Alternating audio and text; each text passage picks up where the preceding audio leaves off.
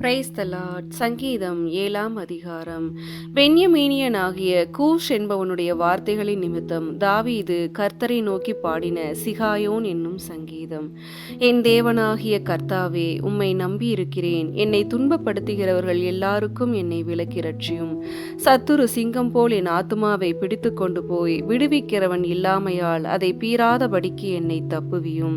என் தேவனாகிய கர்த்தாவே, நான் இதை செய்ததும் என் கைகளில் நியாயக்கேடு இருக்கிறதும் என்னோடே சமாதானமாய் இருந்தவனுக்கு நான் தீமை செய்ததும் காரணமில்லாமல் எனக்கு சத்துருவானவனை நான் கொள்ளையிட்டதும் உண்டானால், பகைஞன் என் ஆத்துமாவை தொடர்ந்து பிடித்து என் பிராணனை தரையிலே தள்ளி மிதித்து என் மகிமையை தூளிலே தாழ்த்த கடவன். சேலா.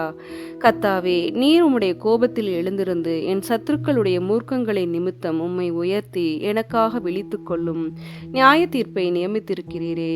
ஜனக்கூட்டம் உம்மை சூழ்ந்து கொள்ளும். அவர்களுக்காக திரும்பவும் உன்னதத்திற்கு எழுந்தருளும்.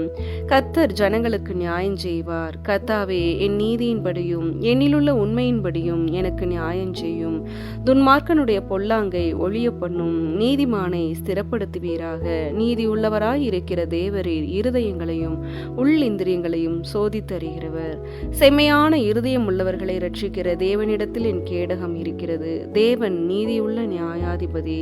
அவர் நாள்தோறும் பாவியின் மேல் சினங்கொள்ளுகிற தேவன். அவன் மனம் திரும்பாவிட்டால் அவர் தம்முடைய பட்டயத்தை கருக்காக்குவார். அவர் தம்முடைய வில்லை நாணேற்றி அதை ஆயத்தப்படுத்தி இருக்கிறார். அவனுக்கு மரண ஆயுதங்களை ஆயத்தம் பண்ணினார். தம்முடைய அம்புகளை அக்கினி அம்புகளாக்கினார். இதோ, அவன் அக்கிரமத்தை பெற கர்ப்ப வேதனைப்படுகிறான். தீவினையை கற்பந்தரித்து பொய்யை பெறுகிறான்.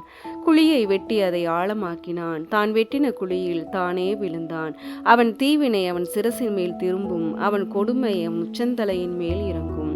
நான் கர்த்தரை அவருடைய நீதியின்படி துதித்து உன்னதமான கர்த்தருடைய நாமத்தை கீர்த்தனம் பண்ணுவேன். ஆமென்.